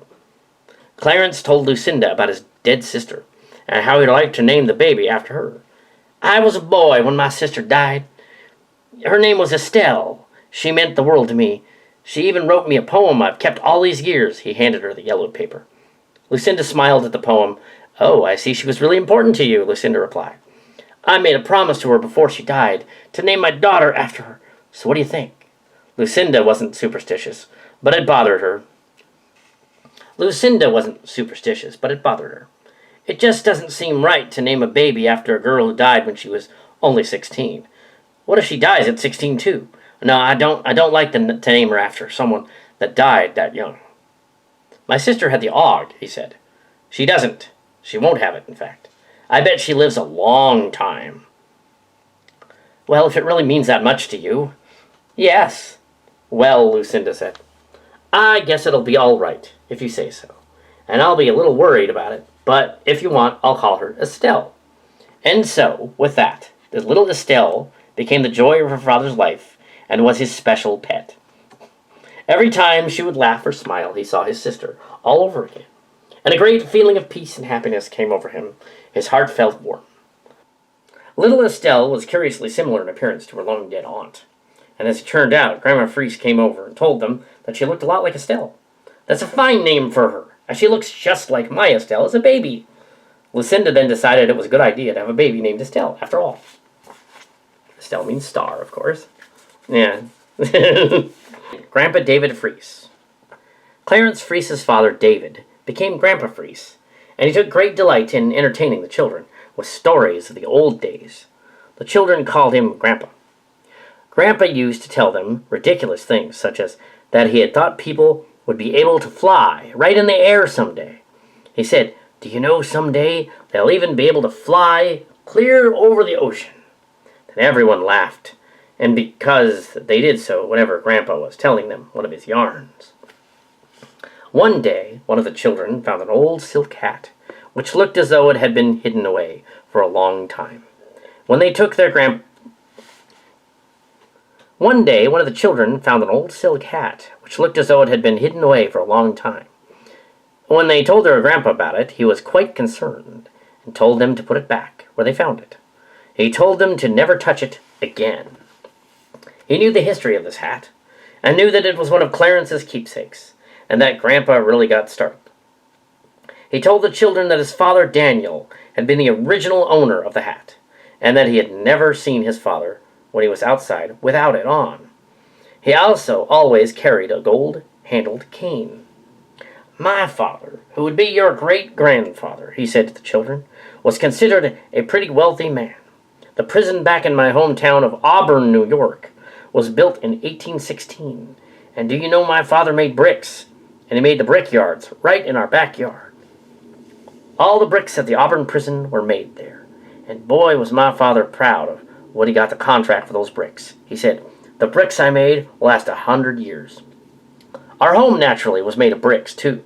Real bricks. Yes, sir, we really had good bricks in those days. Yes, sir, and my old home where your father was born was built to last. I bet it's still standing in 100 years from now. Every room had a fireplace in it. We lived in the wing. The folks lived in the rest of the house.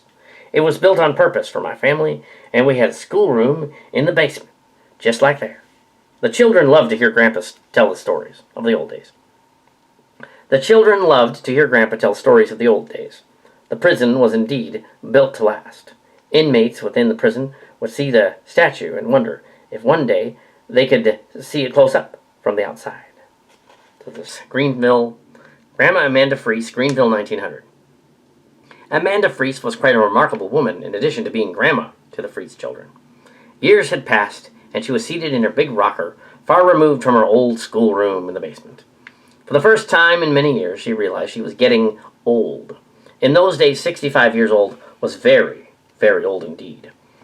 For a long time, unknown to her family, she had been taking digititis for her heart. She knew her heart was playing her tricks, and only her doctor knew it was just a matter of time as to how long she could hold on to life. The last time she had visited him, he had assumed a graver manner than it was his wont with her. He had no idea that she suspected the truth and knew the meaning behind his gravity. As she sat with her eyes closed, she seemed to have the whole panorama of her life unfolding before her. She thought of the day when the whole town found out that she was a preceptor, back when she first became known as in the Greenville in the 1800s. Preceptor. Interesting. Let me read that again, so it doesn't sound weird. As she sat with her eyes closed, she seemed to have the whole panorama of her life unfolding before her. She thought of the day when... panorama. As she sat with her eyes closed, she seemed to have the whole panorama of her life unfolding before her. She recalled with pleasure the special meeting of the school board, and it seemed only yesterday she was invited to attend. There is a meeting of the school board Thursday at 8 o'clock in the evening to discuss matters of the utmost importance. Would you please honor us with your presence? Yes, she certainly was going to the meeting. When she arrived at the meeting, she was introduced to the people who had so far not had the pleasure of knowing. The president of the bank took her in tow, and he was also the president of the school board. He said in his most pompous manner, "We have great plans for you, Mrs. Fries. Yes, great plans." Amanda seemed, for some strange reason, very unimpressed. Then they told her, "We are building a new fine high school. In the following year it would be ready for Then they told her, "We are building a fine high school. In the following year it would be ready..." Wow. Then they told her, "We are building a very fine..." Then they told her, "We are building a very fine high school, and in the following year it would be ready for occupation." The point at hand was that since you were a school teacher, and a very able one, would you be interested in taking the position of language teacher? They did not know it, but they came close to her heart when they They didn't know it, but they came close to her heart when they mentioned languages. Because she was a linguist of some ability, her favorite and dearest love was teaching French, and she had thought that one did not have an education to amount to anything unless one could at least read a French bill of sale. Amanda was polite, but firm in her refusal of the position. However, "No, I must decline the offer." They were baffled at her refusal. "Well, if you change your mind." And she said, "I won't," she replied admittedly. I won't, she replied adamantly. The board was obviously distressed, and then they offered her the position of principal of the high school. All right, then, we'll offer you the position of principal of the high school. For the recollection, no woman has ever held such an honorable position. They seemed to feel that they were offering her a great favor. And she said, no, I will not. She refused. But why? The board was again baffled. Then she told them, I have not now, nor ever had a desire to be a high school principal. I also have no intention whatsoever of teaching in high school. What I intend to do is what I have always done. I am a preceptor, and I am going to have my own private school. If you want to cooperate with me, that'll be fine. I know there are a lot of pupils who fail, and they can make up the failures by coming back to me to school in the summer. I shall tutor them on my subject, so any one of them will come to regular classes in the fall. She became very drastic and continued. Any of your adults who wish may sign up in my language classes. Any of you adults who wish to may sign up in my language classes. I especially like to teach French, and as you know, it is the fashionable language of the time. Always prepared for any emergency, Mrs. Fries then extracted from her voluminous handbag a large-sized bill of fare from the largest hotels in New York. How many of you can read this? She passed it around, and not one of them, including the bank president, could read it. Just as I suspected, she said, in the most benign manner. With a few condolences, she continued, you see, you all need lessons in French, and I will be glad to tutor you. Despite the fact that it never crossed their minds to need to go to any place where reading a French bill of fare was imperative, they suddenly felt the education were indeed incomplete. Greenville, 1900. Amanda Fries's clout extended into the political arena in town as well, and she liked to involve herself in town affairs. She was a strong advocate of the Republican Party, as thus the men in town who could vote regarded her as a great politician. And also, back in 1900, the Republican Party was different than it is today. Much different. Oh, yeah. She was not allowed to vote, as women weren't allowed to do so back then. But what she did was stand for what she believed in, and campaign in her own way. She would offer to go up and down the streets of town, waving her arms and speaking about the merits of high tariffs and free trade. Which definitely sounds like current Democrats, not Republicans. He was completely different back then. Yeah. In a sense, she taught civil government to adults, who she was given the opportunity. Men in town began to admit that she knew more about politics than the average man, and they would humbly admit this to their wives, if they happened to be present. Other women in town regarded her as odd, but not crazy. Suffrage, which is the women's right to vote, was something only for men in those days, so it was unheard of for a woman to be walking around, lecturing on the merits of the eventual day that women could vote. She wasn't afraid to speak in public. Women will have the ballot someday, and that would be made her blood boil when anyone told her that women and idiots would never vote.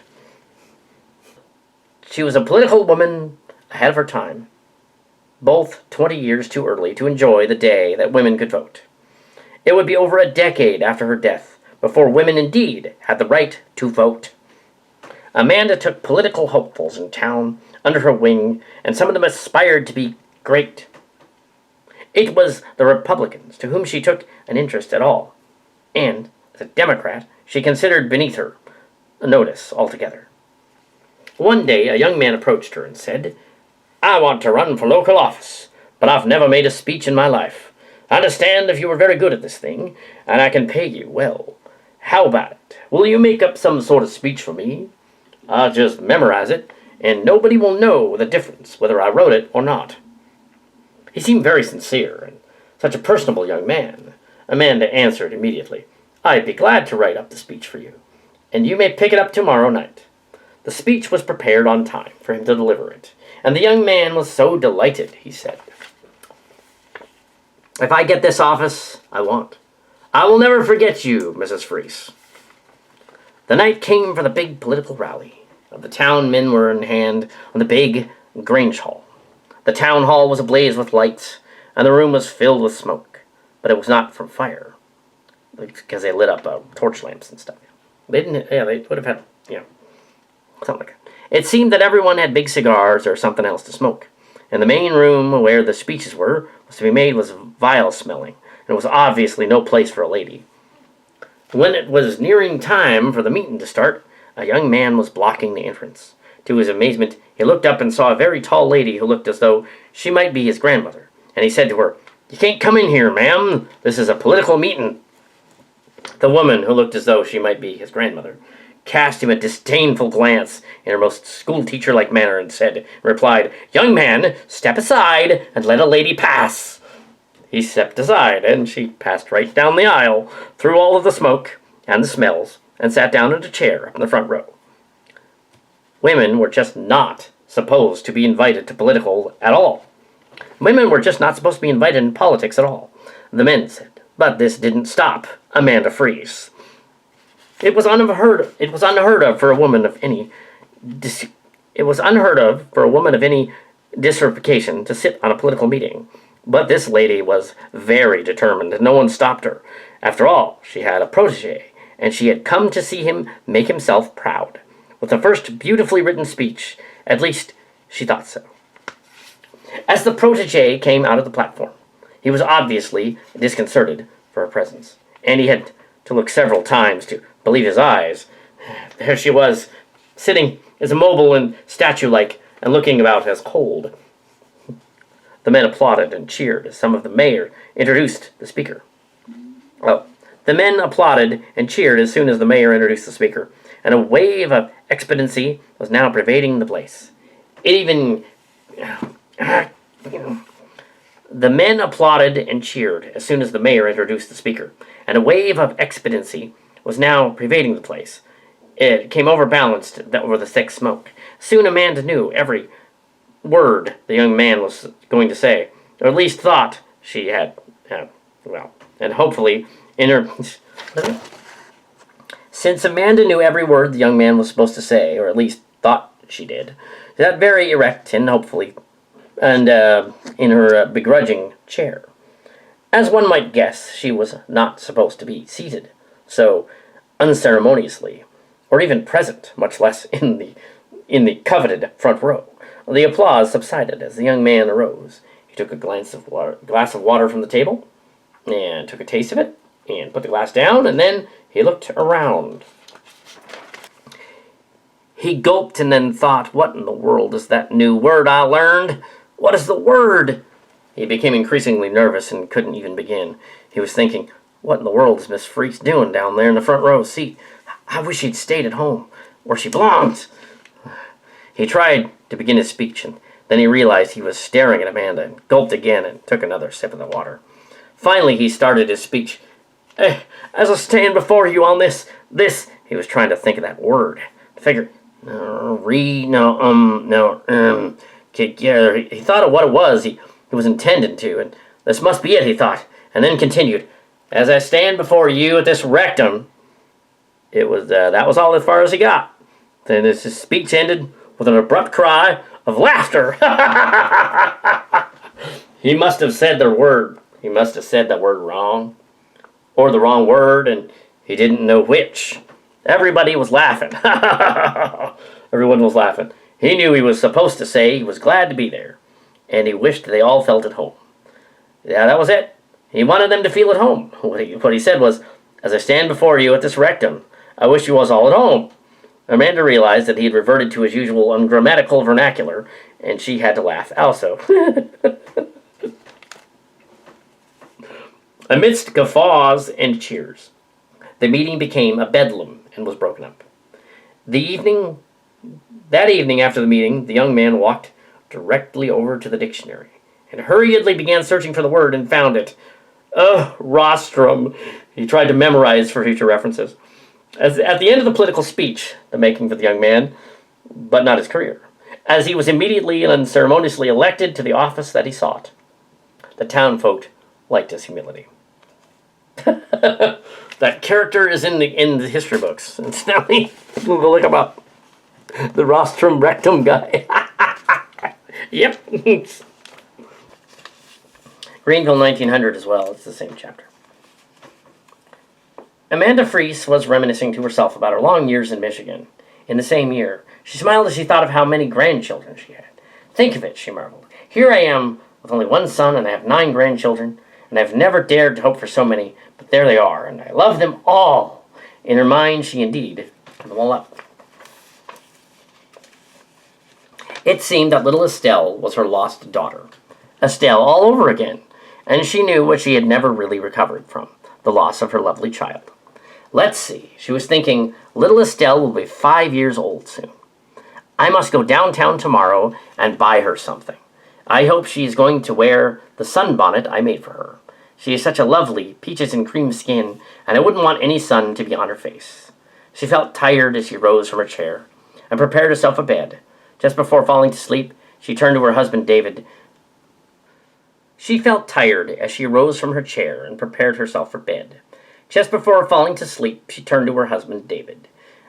I want the horse tomorrow, dear. I'm going to hitch the horse up to the buggy and go to town right after school.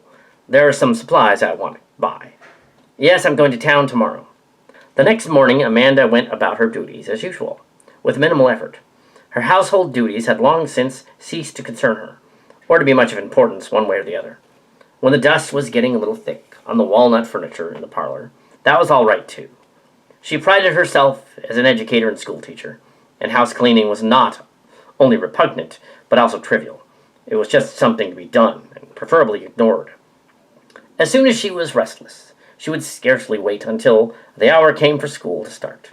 The schoolroom in the basement was her life, her love, and her being. It came time for school to start, so she went outside and gladly rang her. It became time for school to start, so she went outside and gladly rang the bell. She had a little school bell, which she used to summon the children from the big backyard, where they were playing. It was the same type of bell as those used all over the countryside.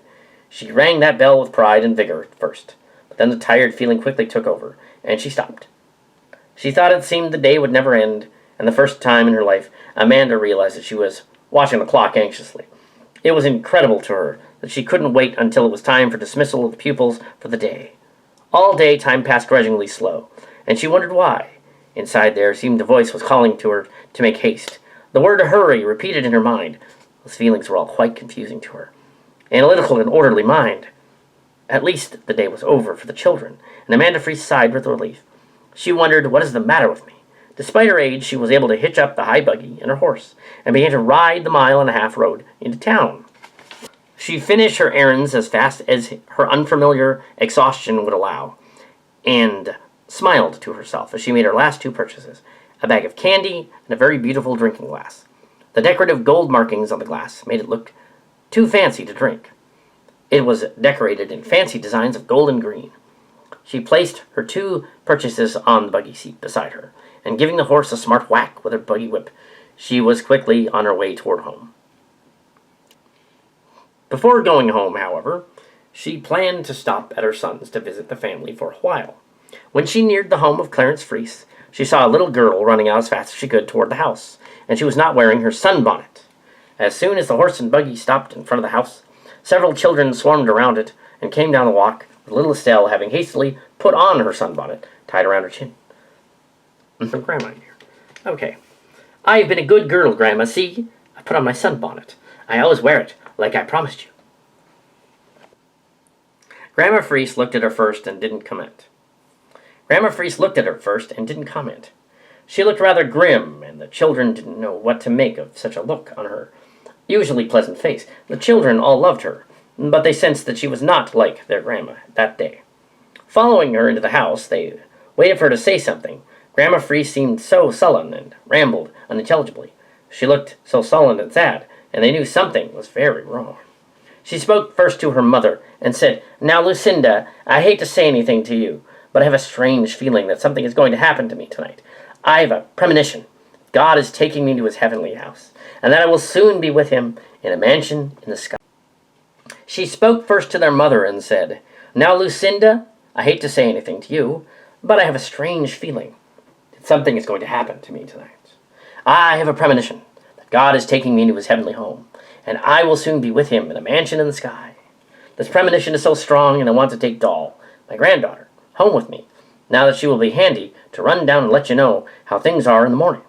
Lucinda was aghast and thought her mother-in-law must have suddenly lost her mind. A premonition? She never had such things. Suddenly, grandmother wasn't superstitious. A woman of her education and understanding. It was so overwhelming, though, that Grandma looked as though she actually meant what she had said. Lucinda had trepidation in her heart, and said of course Doll could come with her, but she said she was sure everything was going to be all right. She refused to take too seriously what had been said. Doll was a big girl now, 15 years old, and being the eldest granddaughter, she was chosen to accompany her home. Just before Grandma got into the buggy, Grandma turned to little Estelle and said to her solemnly, well, doesn't look fine. Just before Grandma got into the buggy, Grandma turned to little Estelle and said to her solemnly, "Now here on this seat of this buggy is a present I bought for you this afternoon. In fact, here are 2 presents, and I'll tell you what they are. One is a bag of candy, and the other is a pretty drinking glass with gold and green on it. I am now going to give you them to your sister Doll. Hence, you did not tell the truth. I saw you running up to the house without your sunbonnet on, and Grandma feels very badly, and sorry that you're such a naughty girl." With those words, she started up the horse to ride away, and the buggy went down the lane. She was gone. She was never seen alive again. The next morning, bright and early, Doll ran panting to the house. She had run all the way home, and was so breathless she could hardly talk. When she caught her breath, she began to cry out loud to wake up the house, and soon everyone came into the front room to see what the commotion was. The Doll sobbed and said, "Grandma's dead! Grandma's dead! I saw her, it is awful. She made a funny noise in her throat at 5 o'clock this morning, and Grandpa got up real quiet, and he lit the lamp, and when he got over to the bed again and looked at Grandma, she was dead already." Deep gloom fell over the house that midsummer day.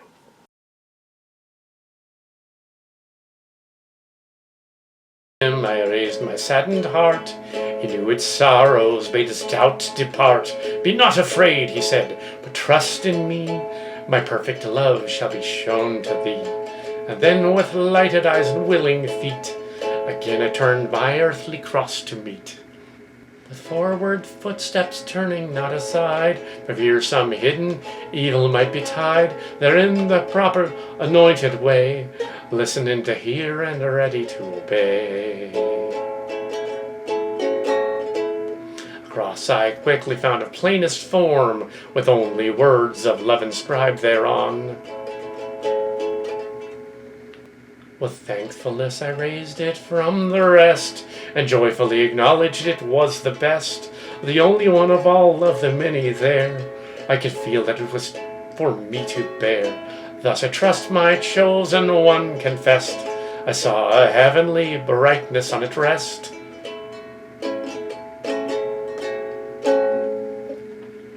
And as I bent my burden to sustain, I recognized my old cross again.